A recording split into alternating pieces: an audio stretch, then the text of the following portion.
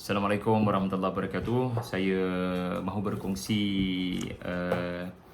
satu buku yang saya baca dalam 10% sahaja.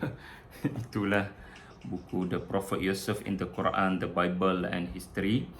Sebab saya letak azam lah untuk Ramadan kali ni sempena duduk banyak kat rumah ni, bolehlah habis satu buku satu hari. Kalau tak habiskan buku tu pun bolehlah bagi komen-komen sikit ataupun berkongsi benda-benda menarik yang ada dalam buku-buku yang saya baca. Buku ni tebal, hampir 200 muka surat lebih. Ditulis oleh Luai Fatuhi, saya tak berapa kenal. Tapi antara bab yang menarik adalah bab yang ke-11 selepas dia mengupas tafsir serta perbandingan kisah Nabi Yusuf dalam tafsir. Beliau banyak mengambil beberapa tafsir yang klasik dan utama, lalu membandingkan dengan Bible. Dan dalam bab-bab terakhir ni beliau membawa beberapa perspektif sejarah kepada kisah Nabi Yusuf.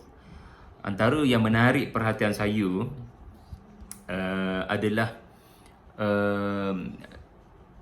siapakah pemerintah Mesir pada zaman Yusuf AS. Al-Quran jelas menunjukkan bukan Firaun, kerana Al-Quran menggunakan perkataan Malik di ayat 43, 50, 54, 72, 76, 5 kali, yang jelas menunjukkan ini bukan zaman Firaun. Ya. Jadi kita semua maklum Firaun adalah zaman Musa AS, zaman selepas daripada zaman Malik.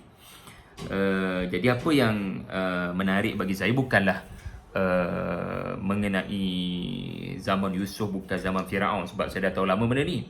Cuma perkara baru saya belajar daripada buku ini adalah pertama sekali, arkeologis gagal menemui artifak ataupun sumber-sumber pada zaman Yusuf alaihissalam, Yaqub alaihissalam,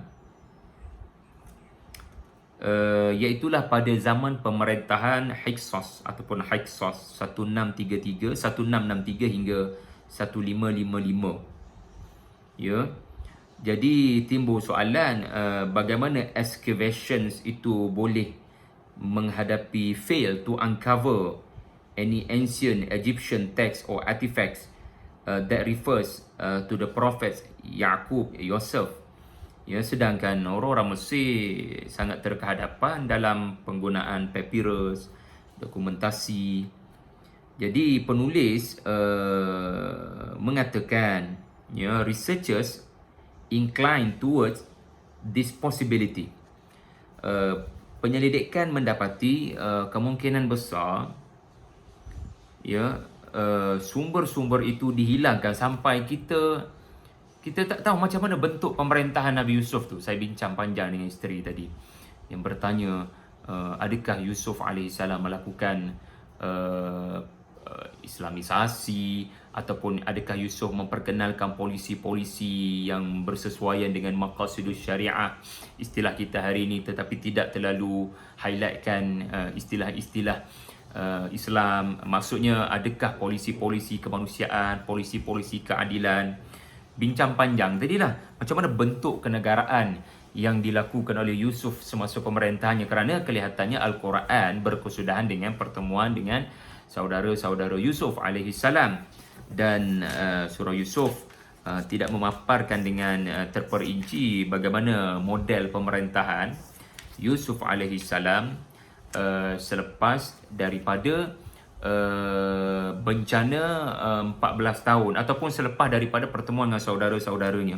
Saya bincang dengan isteri saya tadi, di mana saya berpandangan sudah pasti tidak kebetulan dakwah yang dilakukan oleh Nabi Yusuf di dalam penjara dirakamkan Al-Quran.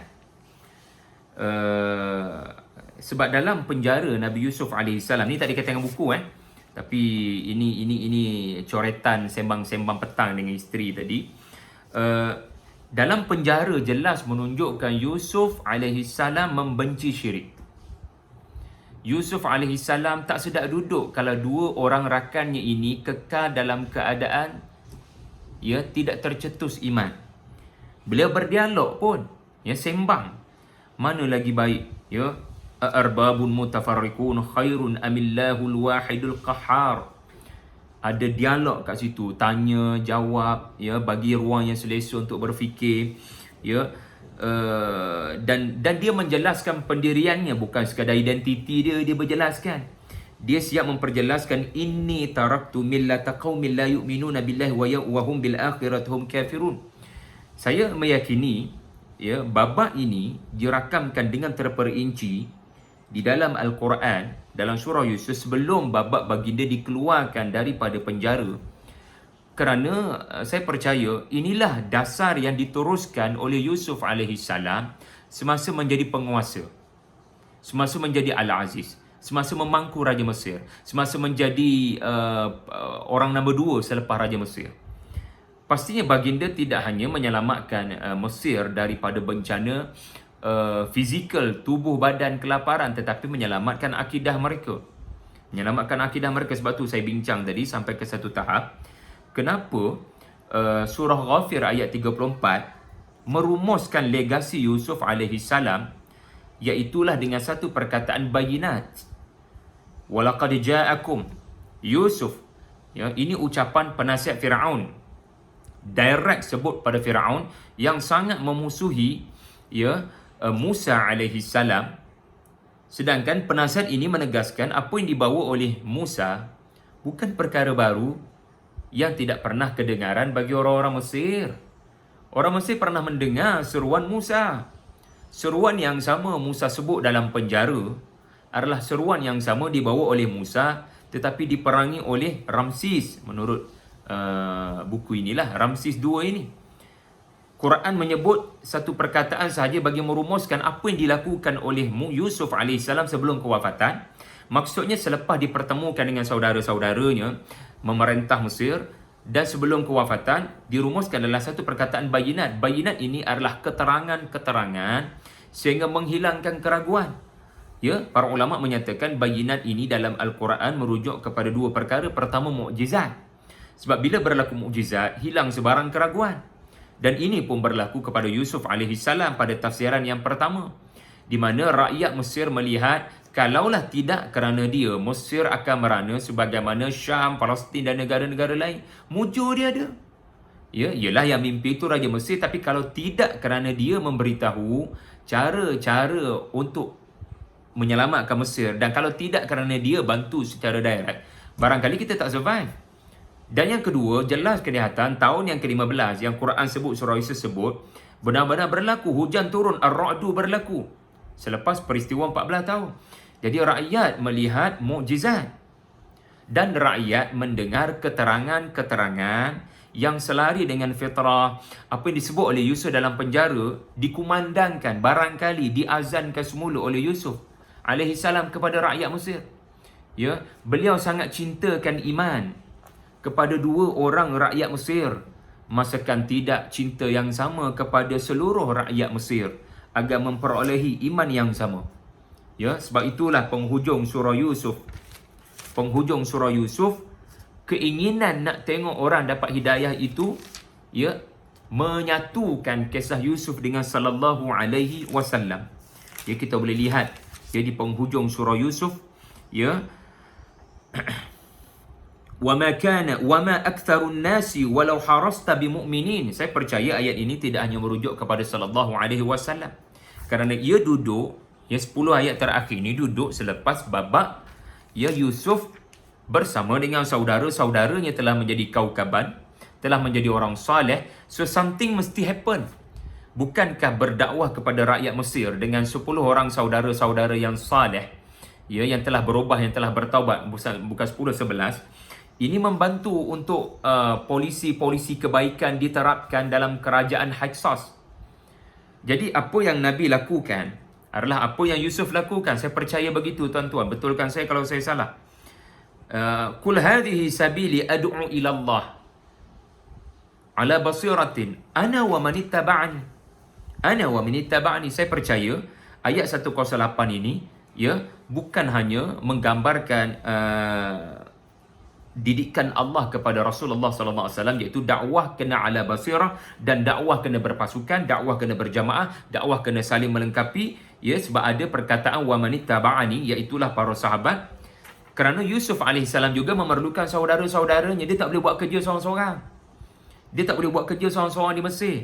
Ya, lalu dia memerlukan saudara-saudaranya. So that's why dia memerlukan saudara-saudaranya transform jadi kaukaban. Yang tu jadi cerita panjang lebar dalam surah Yusuf.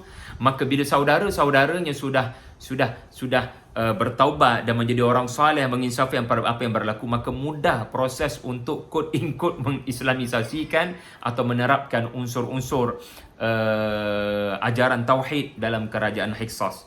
Allahu akbar. Jadi walaqad ja'akum Yusuf min qablu bil bayyinat fama ziltum fi syakkin mimma ja'akum bih. Ya.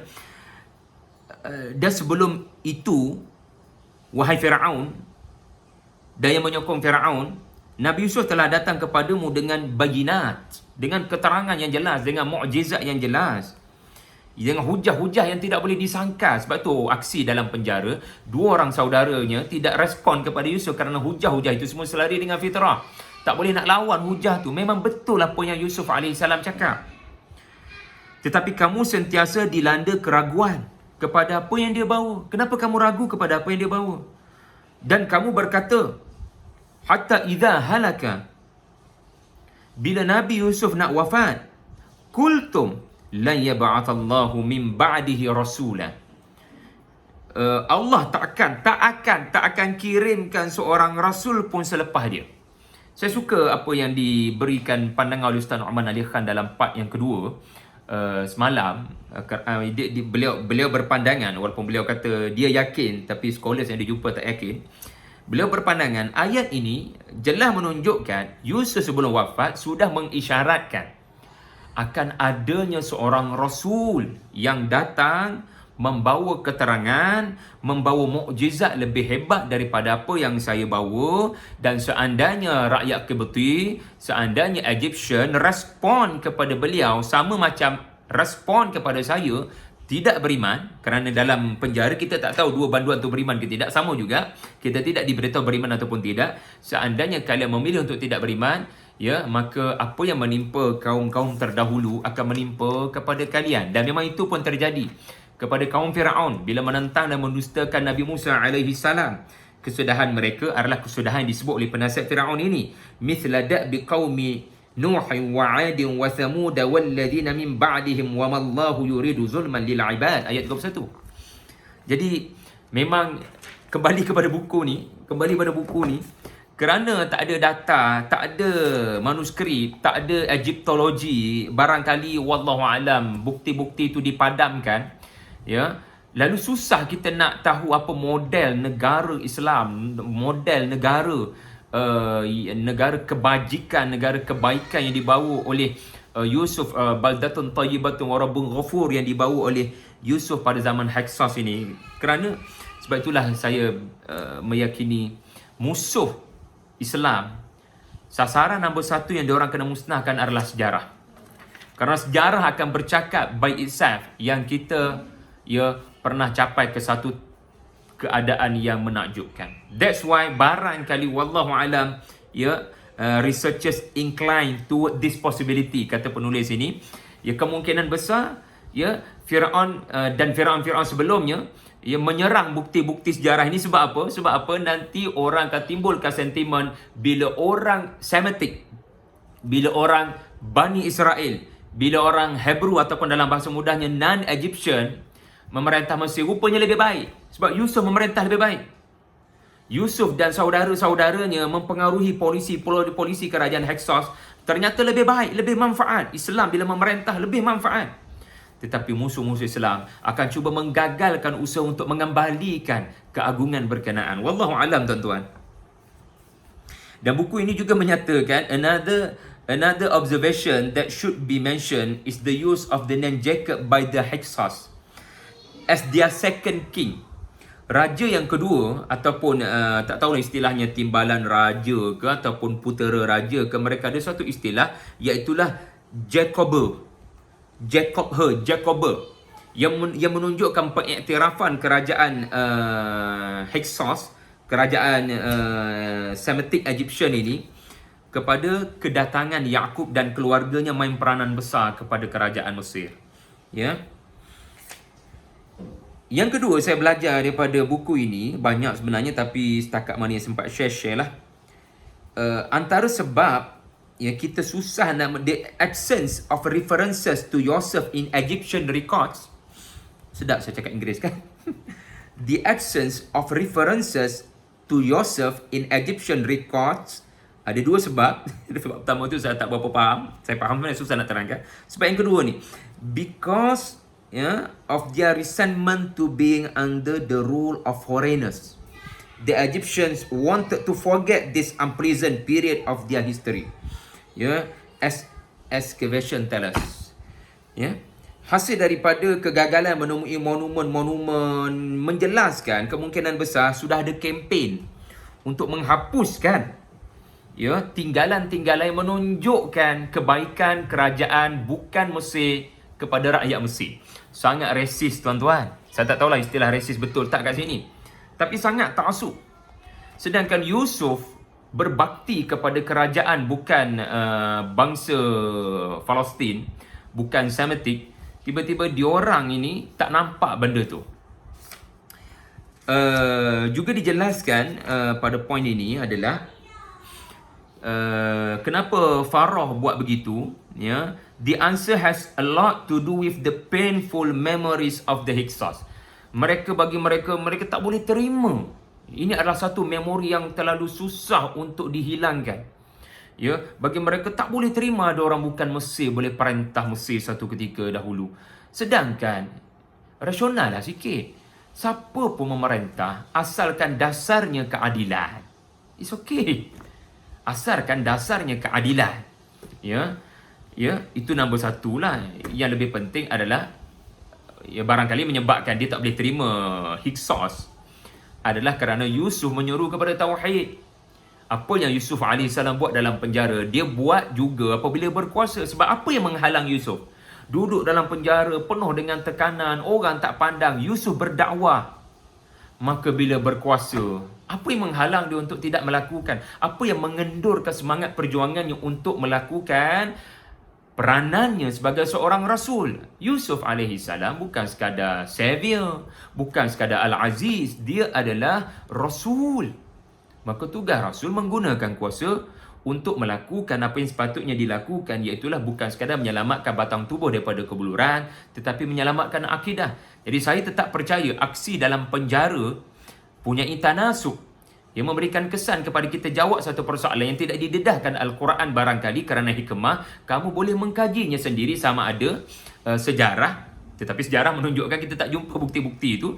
Tetapi dengan ilmu munasabah barangkali wallahu a'lam, sebab munasabah ni pun ijtihad belaka, barangkali ia menunjukkan dasar yang sama dilakukan Yusuf AS bila memerintah Mesir. Sebab itulah saya terpaku dengan perkataan kallamahu bila Yusuf keluar dibawa kepada menghadap tuanku raja. Kita dapat lihat berlakunya selotok. Berlakunya raja bercakap, Yusuf respon. Raja bercakap, Yusuf respon. Kebanyakan para ulama tafsir bila saya baca mentafsirkan kallamahu ini, iaitulah pada ayat 54, falamma kallamahu, ditafsirkan sebagai Yusuf alaihi salam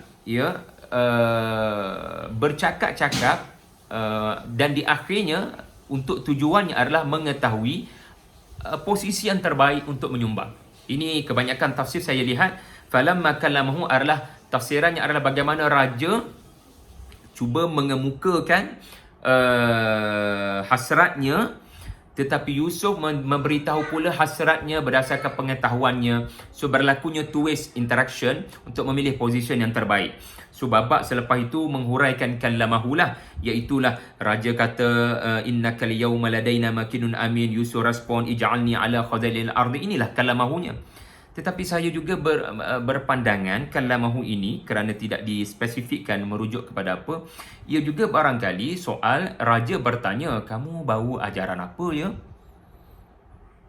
Maka Yusuf memperjelaskan. So dia bukan soal position apa yang sesuai sahaja. Ya, dan dia bukan soal raja tak berapa yakin, lalu dia tanya Yusuf apa sebenarnya tafsir mimpi, aku dengar pihak ketiga, kau jelaskan balik boleh tak directly daripada mulut kau supaya terbukti memang ini benar-benar idea daripada kau. Saya tidak fikir itu saja. Kalau mahu juga barangkali bermaksud Yusuf memperjelaskan agamanya, apa yang dia telah perjelaskan kepada saudaranya yang bebas daripada hukuman. Jadi raja bertanya, ini menunjukkan kesungguhan beliau untuk melihat legasi tauhid ada di dalam kerajaan Hyksos pada waktu itu. Jadi inilah yang dimusuhi oleh Firaun, ya, sama ada kebaikan yang dilakukan oleh Yusuf, Jacoba dan Hyksos, ya. Firaun tak boleh terima sebab Firaun punya dasar pemerintahan adalah kuku besi. Yang kedua yang menyebabkan Firaun lagi marah adalah legasi tauhid legasi bayinat yang cuba diterapkan oleh Yusuf, sedangkan Firaun sebaliknya mengaku dirinya Tuhan dan mengangkat patung-patung untuk menunjukkan dia Tuhan. Memang wajarlah dia berusaha memadamkan bukti-bukti sejarah. Ya, saya juga mendapati susah kita nak jumpa bukti-bukti tentang isteri Firaun Ramses II yang bernama Asyah ini, tuan-tuan. Kebarangkaian juga ada di mana dihapuskan kesan-kesan yang membabitkan orang-orang yang menyokong perjuangan tauhid yang dibawa oleh Musa alaihissalam. Untuk makluman tuan-tuan, pemerintahan Hyksos ini Semitic Hyksos ini adalah 1663 hingga 1555 sebelum Masehi. Itu data daripada arkeologis. Dan satu lagi yang menarik tentang buku ini adalah kenapa susah benar Firaun nak tunduk kepada permintaan Musa agar bebaskan Bani Israel.